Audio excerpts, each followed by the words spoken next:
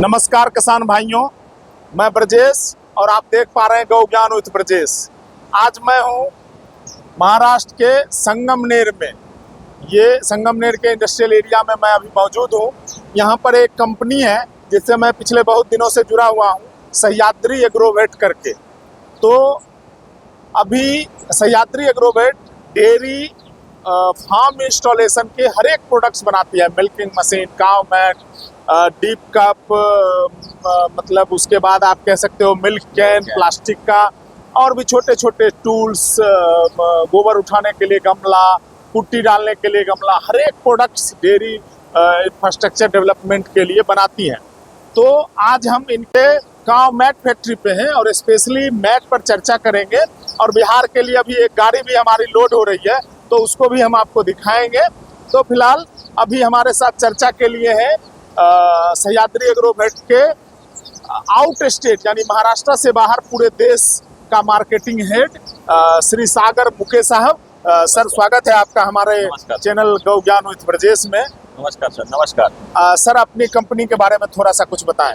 हमारे कंपनी के बारे में बताते हो मुझे बहुत अच्छा लग रहा है कि हम लोग जो गाय के लिए, पशु के लिए काम कर रहे हैं। जैसे आप भी गाय के लिए, गाय विज्ञान का आपका चैनल है, तो इसमें आप गाय के लिए विज्ञान मतलब फार्मर के लिए समझा रहे हो, अवेयरनेस क्रिएट कर रहे हो कि उनको क्या करना चाहिए, कैसे उनका गाय का देखभाल करना चाहिए, औद्योगिकरण, टेक्नोलॉजी का कैसे उपयोग करना चाहिए।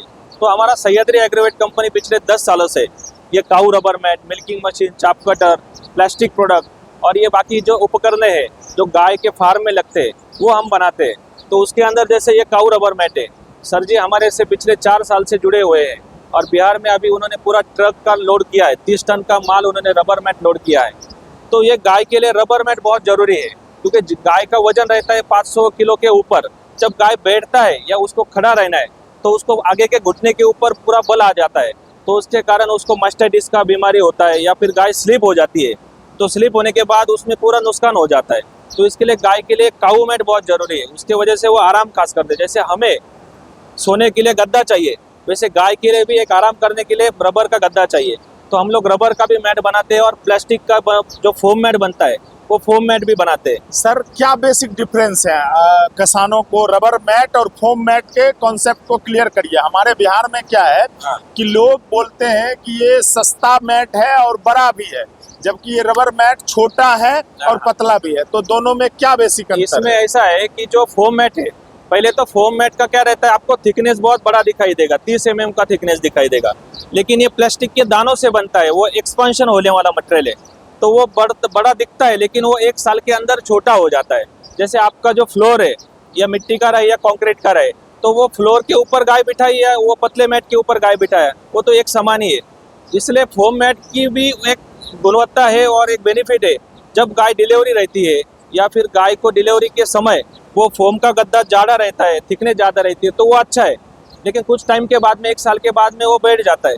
लेकिन रबर का जो शीट है वो कम से कम 5 साल चलता है, उसकी थिकनेस जो रहती है उतनी रहती है। जैसे अपने गाड़ी का टायर रहता है, वो टायर से प्रोसेस बना के अपना ये काऊ रबर मैट बनाते हैं। तो वो काऊ रबर मैट और युवा मैट में वो फर्क रहता है। अभी थोड़ा सा चल के सर में क्या डिफरेंस है वहां चल के समझते हैं। ठीक है, ओके। ये कौन सी मैट हुई सर, बताएं। ये रबर की मैट है। जैसे आप देख रहे हो, इसका थिकनेस आपको कम दिखाई देगा, 17 mm थिकनेस है। और ये ऊपर वाला डिजाइन है जहाँ पे गाय को एक मसाज टाइप हो जाता है, उसके शरीर को एक मसाज मिलती है और ये डिजाइन के वजह से स्लिप नहीं होता गाय। ठीक है, वो ये नीचे वाला डिजाइन है जहाँ से ग्रू लाइन है। पानी क्या हो जाता है, जैसे आप फार्म में पानी मारते हो तो ये पानी आराम से निकल जाता है। ये लाइनिंग वाला नीचे की बाजू रहेगा, ये टॉप बाजू ऊपर की बाजू रहेगा, जिससे ये गाय स्लिप नहीं होता है। इसका प्रॉपर साइज क्या आता है? इसके अलग अलग साइज है, जैसे 6x4 साइज है। अभी आज जो आपने ट्रक पे लोड करवाया है, आपका जो लोड किया वो 6x4 साइज है। और एक गाय के लिए 6x4 फीट का मैट एकदम सफिशिएंट है, एक गाय के लिए आराम से बैठती है उसके ऊपर गाय। और इसका वजन क्या बताते हैं आप? इसका वजन है 36 kg। बहुत हेवी मैट है, हेवी मैट के कारण इसकी लाइफ अच्छा रहेगा। और देखते हैं सर प्रोडक्शन कैसे। फोम मैट दिखाएंगे, फोम मैट की तरफ जाएंगे, पहले चेक कर।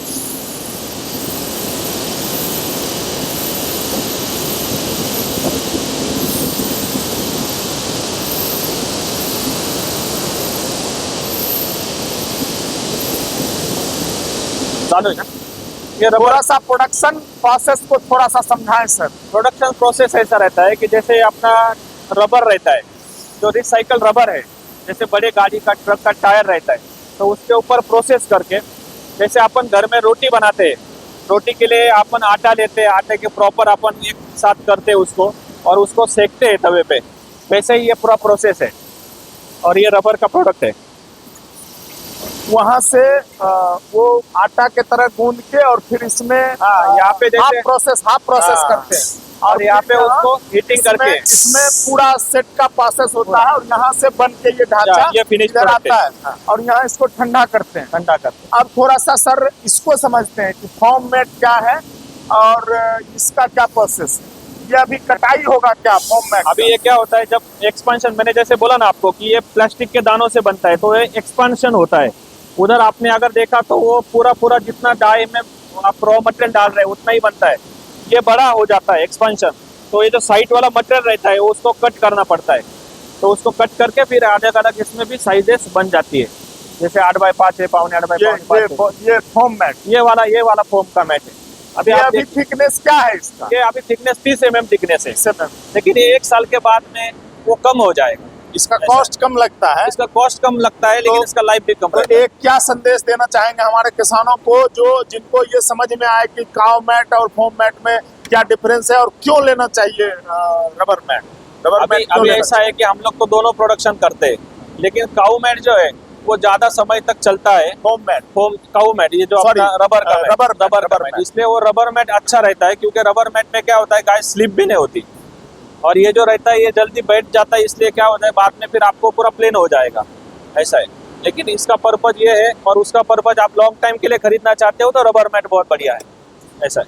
अच्छा, इसको देखनी आसानी से इसको काटा जा रहा है, तब तो ये चिमटा हो जा रहा है। हाँ। ये एकदम बिल्कुल फूम है, एकदम चाकू से भी कट जा रहा है। ये इस तरीके से जबरदस्त, ये साइज के अनुसार ये पूरा कटिंग हो जाता है, फिर ये फाइनल प्रोडक्ट हो जाता है, ऐसा। अब थोड़ा सा लोडिंग पे चर्चा करेंगे कि एक ट्रक में कितनी माल आ रही है और कैसे आ रही है। ट्रक में लोडिंग आज हो रही है बिहार के लिए। यहाँ इसी ट्रक में लोडिंग हो रहे हैं। ये पूरा 30 टन का रबर मैट आपका जा रहा है, उसमें 6x4 का मैट रहेगा, 833 मैट रहेगा। 833 मैट आएगी, पूरा 833 मैट। इसको देखते थोड़ा सा लोडिंग का प्रोसेस देखिए।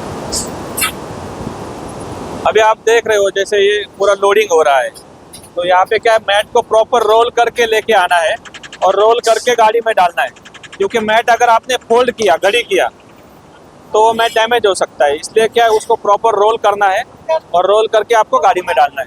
उतारते वक्त भी उसको रोल करके वो बाहर निकलना है। और आपके ढेर सारे यूनिट हैं इधर, ये पूरा प्रोडक्शन ये बना हुआ है, ये रॉ मटेरियल है पूरा, ये रॉ मटेरियल है और इधर भी पूरा बनते रहता है। कितनी यूनिट है बनने की? हमारा सह्याद्री एग्रोवेट का भी 5 प्रेस मशीन है और 24 आवर प्रोडक्शन चलता है। Approx 500 mat per day. 500 mat per day. जब ये रॉ मटेरियल तैयार हो रहा है, रॉ मटेरियल बनाने का भी मशीन है जो रॉ मटेरियल बनाता है।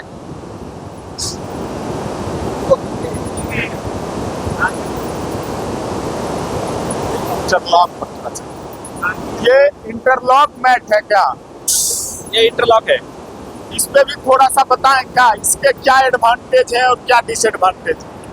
अभी जैसे ये इंटरलॉक का मैट है, तो लॉकिंग जब रहता है, तो जैसे 4-5 मैट आप एक साथ में बिछा रहे हो फार्म में, तो ये लॉक हो जाता है। लॉक होने के कारण वो मैट स्लिप नहीं होता या ऊपर नीचे नहीं होता।